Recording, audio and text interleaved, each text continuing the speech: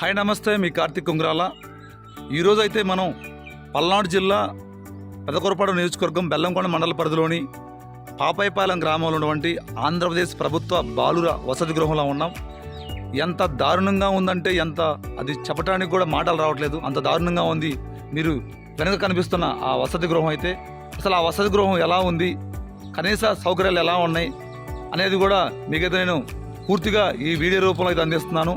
ఇలాంటి వీడియోని ఖచ్చితంగా ప్రభుత్వానికి చేరవేసి మనం ఖచ్చితంగా పేద విద్యార్థులు చదువుకోవడానికి ఉపయోగపడే ఈ వసతి గృహాలను ఖచ్చితంగా అభివృద్ధి చేయాలని, వీటిని వెలుగులోకి తేవాలని, వీటిని వెలుగులోకి తేవడం వల్ల మరలా ఖచ్చితంగా పేద విద్యార్థులకు ఉపయోగపడుతుంది. కాబట్టి ఖచ్చితంగా ప్రభుత్వాలు స్పందించాలని, ఇలాంటి వాటిని అభివృద్ధి చేస్తే తప్ప పేద విద్యార్థులు చదువుకోలేరని చెప్పేసి కూడా ఈ సందర్భంగా తెలియజేస్తూ ఒకసారి మనం లోపలికి వెళ్ళి ప్రయత్నం చేద్దాం.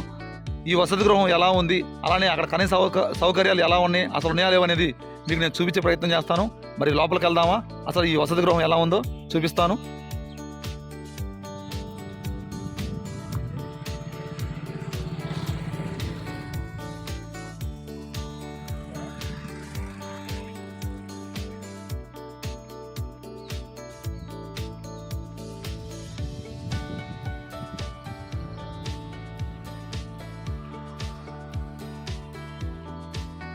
మొత్తానికి మనమైతే ఇక్కడ ఉన్నటువంటి ప్రభుత్వ అంటే పాపాయపాలెం గ్రామంలోని ప్రభుత్వ బాలుర వసతి గృహానికి రావడం జరిగింది. ఈ వసతి గృహం ఎంత దారుణంగా ఉందంటే అంత దారుణంగా ఉంది. ప్రభుత్వాలు నాడు నేడు పేరుతోటి ఎన్నో అంటే ప్రభుత్వ పాఠశాలలో అభివృద్ధి చేశాము అని చెప్పుకుంటున్న ప్రభుత్వాలు మరి ఇలాంటి వసతి గృహాలను ఎందుకు పక్కన పెట్టిందని చెప్పేసి కూడా మనం మాట్లాడవచ్చు. ఇది చూసుకుంటే ఎక్కువగా బెల్లంకొండ మండల పరిధిలోని వెంకటాయపాలెం, మనసుంతన్పాలెం, ఎంఏజీపేట, పాపాయపాలెం, మరి మార్చవరం మండల పరిధిలోని కూడా కొన్ని గ్రామాలు కూడా పక్కనే ఉన్నాయి. అంతేకాకుండా క్రోసూరు పక్కన ఉన్నటువంటి కొన్ని గ్రామాలు ఉన్నాయి. ఇలా మరి ఇన్ని అంటే 3-4 మండలాలకు మధ్యలో ఉన్నటువంటి ఈ వసతి గృహం అయితే ఎంత దారుణంగా ఉందంటే అంత దారుణంగా ఉంది చెప్పుకోవచ్చు. ఇక చూడండి, ముందు ఆఫీస్ రూమ్ చూసుకుందాం. ఇక ఆఫీస్ రూమ్ అయితే చూడండి ఎలా ఉందో, మరి ఎంత దారుణంగా ఉంది. ఇక ప్రతిదీ కూడా ఇది స్టాక్ రూమ్ మొత్తం. అంటే ఎలా ఉందంటే దారుణం, పగిలిపోయి అన్నీ కూడా.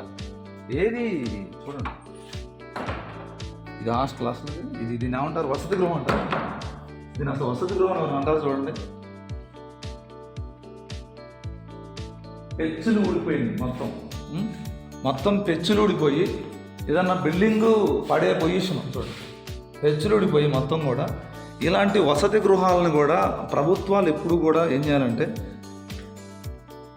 విద్యార్థులు ఈ వసతి గృహాలకు వచ్చే సమయానికే వీటన్నిటిని కూడా కొంత అభివృద్ధి చేయాలి వీటిని, లేదా వాటిని అంటారు మరమ్మతులు నిర్వహించాలి. కానీ ఎక్కడా కూడా చూడండి మరమ్మతులు లేవు. ఏంటి ఇది అసలు వసతి గృహంలో ఉందా? ఎక్కడక్కడ మొత్తం కూడా వేసేసారు. ఈ తలుపు చెక్కలు అయితే మరీ దారుణంగా ఉన్నాయి చూడండి. తలుపు చెక్కలు అయితే ఇది 4వ తరగతి అంట. అసలు ఇది వసతి గృహం అంటారు దీన్ని చూడండి.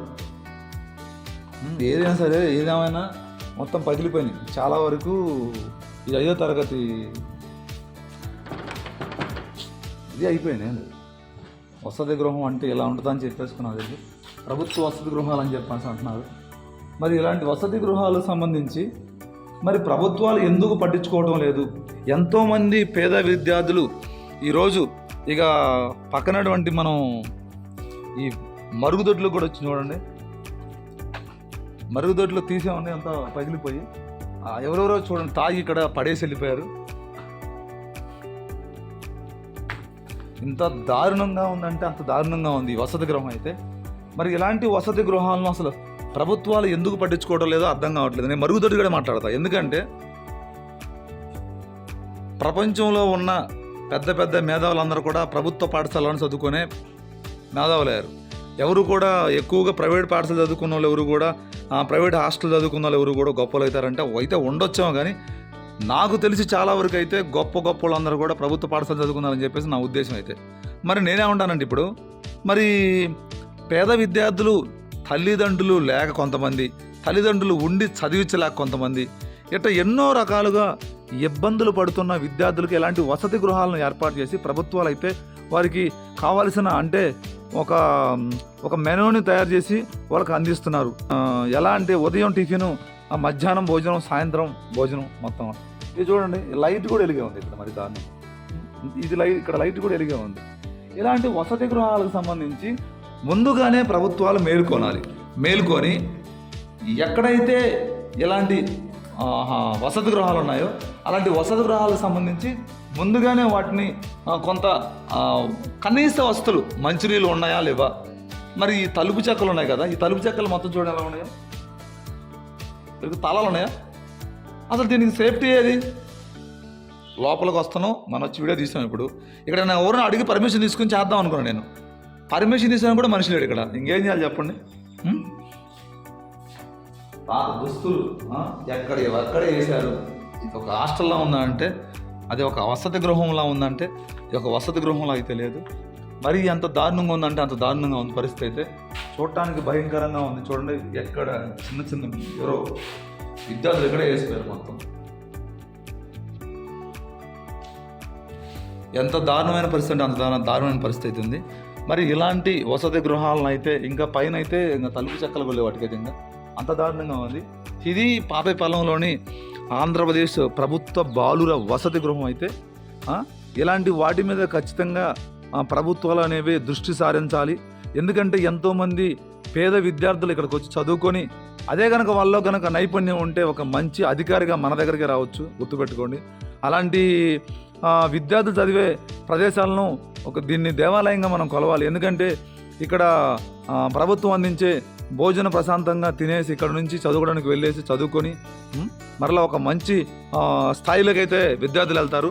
కానీ అలాంటి వసతి గృహం అయితే ఈరోజు ఇలా ఈ చాలా దారుణంగా అయితే తయారైపోయింది.